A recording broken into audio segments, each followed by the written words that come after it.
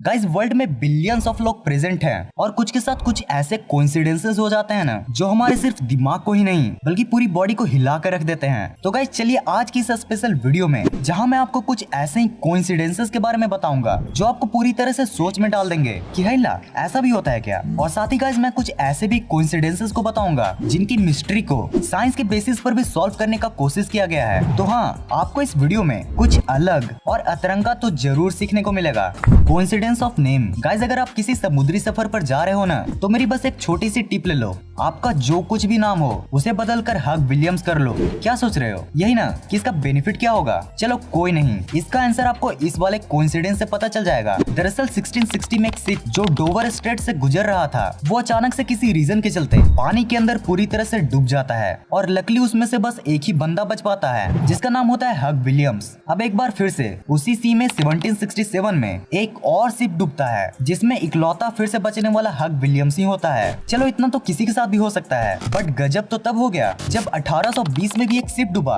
और फिर से इकलौता हग विलियम्स ही बचा। और गाइस इससे भी गजब तब हो गया जब 1920 में एक और शिप डूबा और उसमें बचे दो लोग, एक चाचा और एक भतीजा, जिन दोनों का ही नाम हग विलियम्स था। ओ भाई मारो मुझे, मारो मुझे, मारो नहीं, ये मजाक हो रहा है। एक सेकंड यार, मजाक हो रहा है। मम्मी मेरा नाम चेंज हो गया, आज से अपन है हग विलियम्स। अरे बेटा सही नाम तो रख लेता। ये हग पात कौन सा नाम है? IPL coincidence. फ्रेंड्स अगर आप लोग भी मेरी ही तरह आईपीएल के फैन हो ना तो ये आईपीएल स्पेशल कोइंसिडेंस को जानने के बाद इसे आप अपने आईपीएल फ्रेंड्स के साथ शेयर किए बिना नहीं रह पाओगे। तो गाइस जैसा कि आप जानते ही होंगे कि कोइंसिडेंस वही होती है जहां अनप्रिडिक्टेबिलिटी हो, और इसमें तो कोई डाउट ही नहीं कि आईपीएल की सबसे अनप्रिडिक्टेबल टीम है टीम आरसीबी। अब भाई यार कौन यकीन करेगा कि आईपीएल में सबसे ज्यादा रन उसी टीम ने मारा है जिसने आईपीएल में सबसे कम रन मारा है। और गाइस यही छिपा है आईपीएल का one of the best coincidence. तो भाई लोग हम लोग को तो ये पता ही है कि आरसीबी ही वो टीम है जिसने आईपीएल में सबसे ज्यादा और सबसे कम रन बनाए हैं। बट गाइस क्या आपको ये पता है कि ये दोनों ही कारनामा आरसीबी ने एक ही डेट को किया है जो कि है 23 अप्रैल। यस गाइस, आरसीबी ने सबसे हाईएस्ट रन 23 अप्रैल 2013 को बनाया था और सबसे लोएस्ट रन 23 अप्रैल 2017 को बनाया था।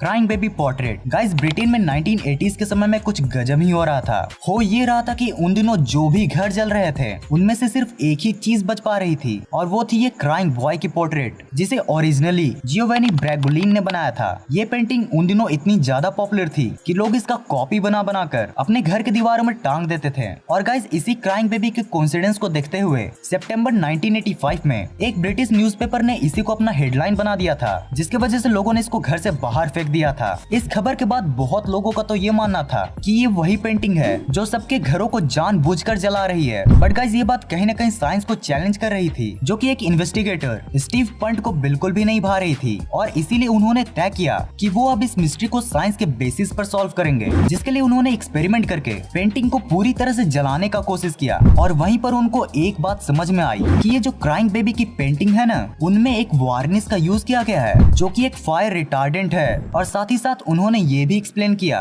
कि ये भी हो सकता है कि पहले पेंटिंग के स्ट्रिंग के जलने की वजह से ये पेंटिंग आगे की तरफ गिरकर बच जाती होगी। बट भाई लोग ये तो फिर सभी पेंटिंग के साथ होना चाहिए, फिर ये सिर्फ इसी पेंटिंग के साथ क्यों हो रही थी? और इसी वजह से ये आज भी ये एक अनसॉल्व्ड मिस्ट्री कोइंसिडेंस बना हुआ है। Yellow fire hydrant. गाइस अगर मैं अपने फेवरेट कोइंसिडेंसेस की बात करूँ ना तो उनमें से एक है ये, जिसमें येलो फायर हाइड्रेंट के पास एक छोटा सा बच्चा येलो जैकेट पहनकर कुछ इस तरह से टी पोज में खड़ा है। यार इतना क्यूटनेस को देखकर फायर हाइड्रेंट भी बोल पड़ा होगा तू मेरा दोस्त। मैप इन टी। अच्छा गाइस आप जस्ट इमेजिन करो कि एक दिन आप सुबह सुबह उठे और जैसे ही गर्मा गर्म चाय पीने गए वैसे ही आप चाय के अंदर कुछ ये देखते हो। चाय के अंदर बबल से बना हुआ इंडिया का एक मैप। काफी इंटरेस्टिंग है ना? और गाइस इसे देखकर तो बस यही लगता है कि इस चाय को जरूर किसी हिस्ट्री टीचर ने बनाया है। गजब बेइज्जती है। पर भाई अगर सच बताओ ना तो ये कोइंसिडेंस इतना परफेक्ट है ना कि दिल के कहने के बावजूद भी मेरा दिमाग इसको मानने को तैयार ही नहीं है। बट गाइस अगर ये कोइंसिडेंस रियल है ना तो ये one of the best coincidence नहीं बल्कि द बेस्ट कोइंसिडेंस है। वैसे इस बारे में आपका क्या ख्याल है? आप कमेंट करके बता सकते हो। 5 नट पीनट। गाइस आप जरा इस पीनट को देखो, क्या आपने कभी ऐसा पीनट देखा है? अगर नहीं तो आप इकलौते नहीं हो, क्योंकि ऐसे 5 दानों वाला पीनट बहुत ज्यादा रेयर होता है और बहुत लक और कोइंसिडेंस के साथ आने के बाद हमें ये नेचर नेचर का अद्भुत कारनामा देखने को मिलता है, पुतिन कोइंसिडेंस। गाइस अगर मैं आपसे पूछूं कि ये पुतिन चाचा आखिर है कौन, तो आप सभी का एक कॉमन आंसर आएगा कि भाई ये रशिया के अभी करंट प्रेसिडेंट हैं। बट गाइस क्या आपको ये पता है कि एक lawyer, army officer, martial art expert और मोटरसाइकिल राइडर भी हैं। बट भाई लोग इतना इन्होंने कब और कैसे सीखा यार, यहाँ हमें एक चीज को सीखने में ही महीनों नहीं सालों लग जाते हैं। और वहीं ये पुतिन चाचा इन सबको सीखकर आराम से रशिया के राजगद्दी पर राज कर रहे हैं। गाइस इतने चीजों को सीखने का टाइम इनको कब और कैसे मिल गया,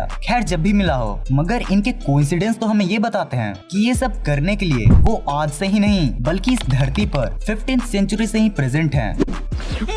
दरअसल गाइस ये सब कुछ तब शुरू हुआ जब कुछ लोगों ने 1920 और 1941 की सोल्जर गैलरी में पुतिन जैसे दिखने वाले इन इमेजेस को फाइंड आउट किया। और बस यही नहीं, 19th सेंचुरी में भी ग्रीक के एक जनरल थे जिनका नाम था थैनोसुलुस वेलिटोनोस और जिनका फेस भी इन्हीं से मिलता था। पर गाइस सबसे पुरानी पुतिन की इमेज तब सामने आई जब एक सोशल मीडिया के यूजर ने 15th सेंचुरी के एक डच पेंटर जॉन वॉन एक का इमेज सोशल मीडिया पर पोस्ट किया। मतलब गाइस इन दोनों के इमेजेस से तो एक रिडल बन सकती है। हाँ वही फाइंड द डिफरेंस वाली नोबेल प्राइज कोइंसिडेंस। अब गाइस ये जो कोइंसिडेंस है ना वो एकदम जबरदस्त है और साथ ही साथ ये आपके साइंस बुक से भी रिलेटेड है, इसलिए आप इसे ध्यान पूर्वक सुनना। हाँ तो जैसा कि आपने क्लास 9 के साइंस बुक में पढ़ा ही होगा कि 1906 में जे थॉमसन ने हमें बताया था कि बच्चों इलेक्ट्रॉन एक पार्टिकल है और जिसकी वजह से उनको नोबेल प्राइज मिला। बट गाइस कोइंसिडेंस वाली बात तो ये है कि ये बात उन्हीं के सन जॉर्ज थॉमसन को पूरी तरह से नहीं भा रही थी और जिसकी वजह से उन्होंने 1937 में ये प्रूफ कर दिया कि इलेक्ट्रॉन एक वेव है और जिसकी वजह से को भी नोबेल प्राइज मिला। मतलब गाइस इसके बाद तो जे थॉमसन का बस यही रिएक्शन होगा, बेटे मौज कर दी। तो यही होती है वीडियो खत्म। अगर आपको वीडियो देखने में मजा आया हो तो इस वीडियो को लाइक और शेयर जरूर कर देना। और अगर आपको ऐसी फन इंटरेस्टिंग वीडियो देखना पसंद है तो चैनल को सब्सक्राइब करके बगल वाले बेल आइकन को ऑन कर देना। इस वीडियो को पूरा एंड तक देखने के लिए thanks for watching this entire video.